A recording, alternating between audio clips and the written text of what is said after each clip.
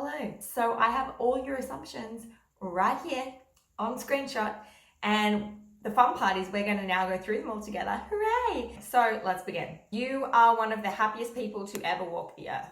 I like to think so. I mean, I never used to be, went through really bad depression and then come out the other side. And now I would say I'm genuinely one of the happiest people that I know of at least. Like, I'm sure there's other people who are just as happy, if not happier.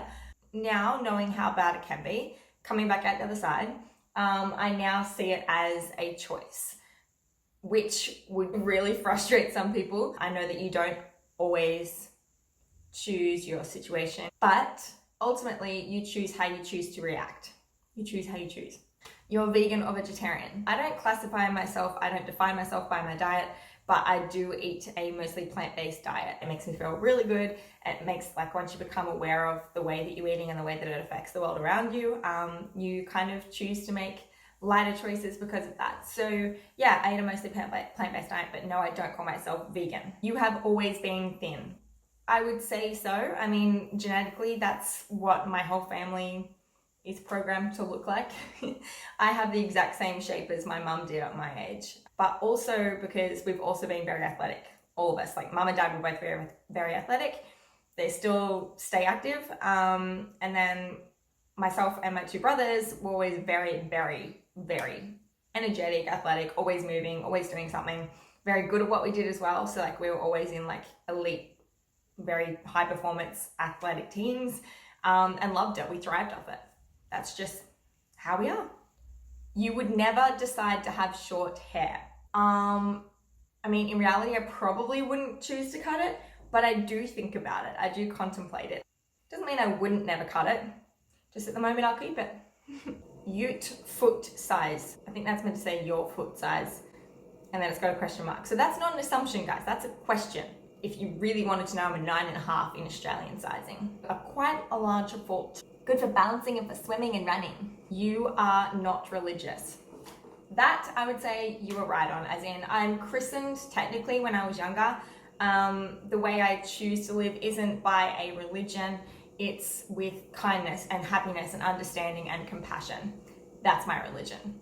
If someone else chooses to have a religion, I will respect and appreciate that wholeheartedly. I was very Christian at one point, would go to church and Friday like youth groups and stuff like that growing up, and it just never really stuck with me. What did stick with me was when I found that a more spiritual, I suppose, approach to life. And I think that spirituality is a part of every religion anyway. Spirituality is a part of humanity. It's a part of literally being a person, being a human. And that is what has resonated most with me, and that's what I choose to live my life with. You have a lot of confidence. Yeah, you know what? I would actually say I do have a lot of confidence. Yeah, I would say I'm a pretty confident female. You look a lot like your mother. P.S. Love from Greece. Love all the way back to Greece from Australia. Love from Australia. And I do look a lot like my mother. I'm not aware of it that often. Like, it's not something that's in my mind all the time, except it's something that, like, every time we get together at family gatherings, at least someone is like, wow, you look more and more like your mother every time we see you. So I guess there's that. You love bikinis. I do love bikinis ever since I was little. Even before Instagram was a thing, even before every second Instagram influencer had their own bikini brand, I wanted my own bikini brand because I was always obsessed with bikinis. Obsessed. Crazy obsessed. You never seem to have a bad or off day.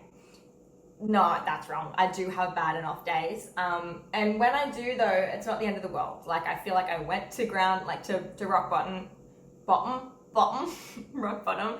And now I know how to, like, pull myself back together and compose myself, and heal myself. So I know the things that hurt me and I know the things that heal me, and I choose to do more of the things that heal me and nourish me and nurture me.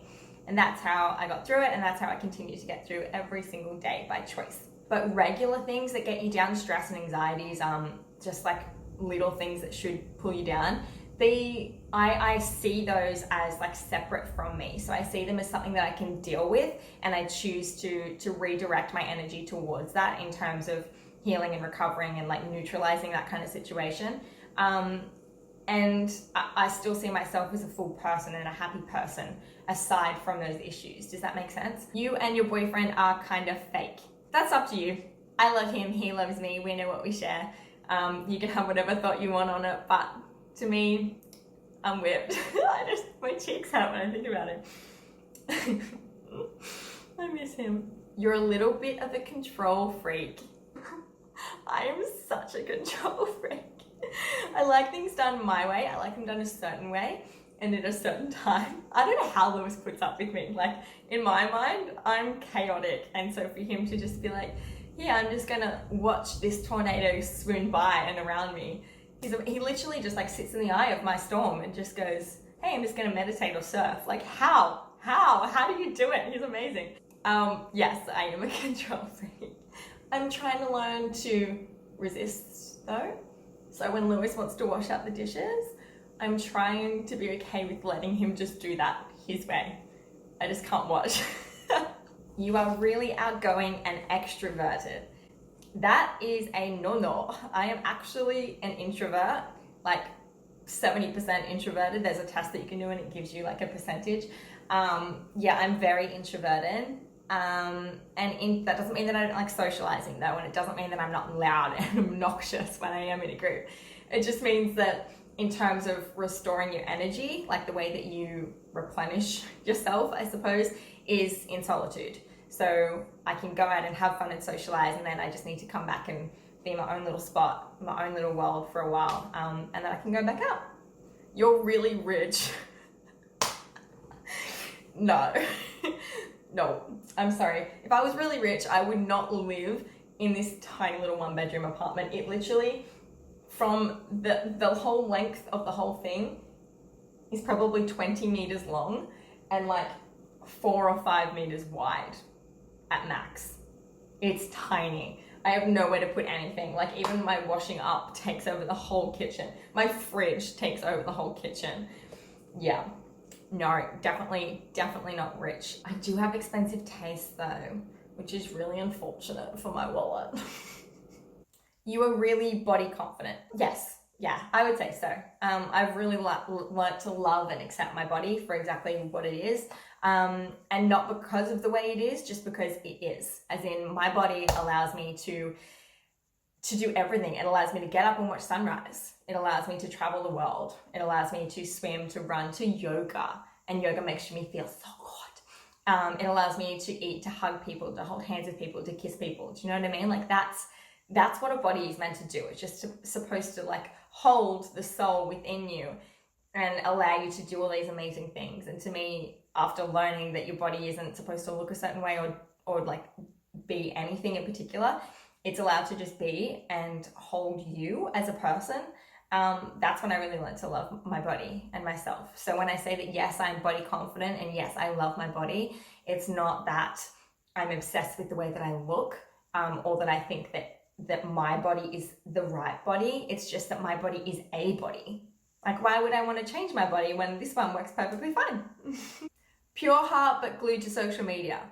I would actually reject that notion. I think I separate social media and reality pretty well. Like, sitting there scrolling through hundreds of things for hours and hours on end, I don't really do. I waste my time doing that with real estate, obsessed with real estate, totally obsessed with real estate.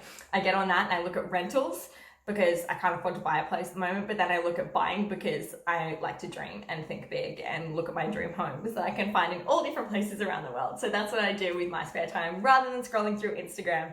I'm also, not that you asked this, but I'm going to point it out. I don't follow anyone or anything that doesn't stimulate me in a positive way, doesn't inspire me, influence me positively, or motivate me. So everyone that I follow is helping me to become a better myself. I don't use it as a toxic substance that I consume through my eyeballs. I use it as a way to better myself. And I haven't caught myself feeling that toxic downward spiral from social media since I was 18 and it was like first a thing. And then I kind of set boundaries for myself and realized I discovered a way that I could use it healthily.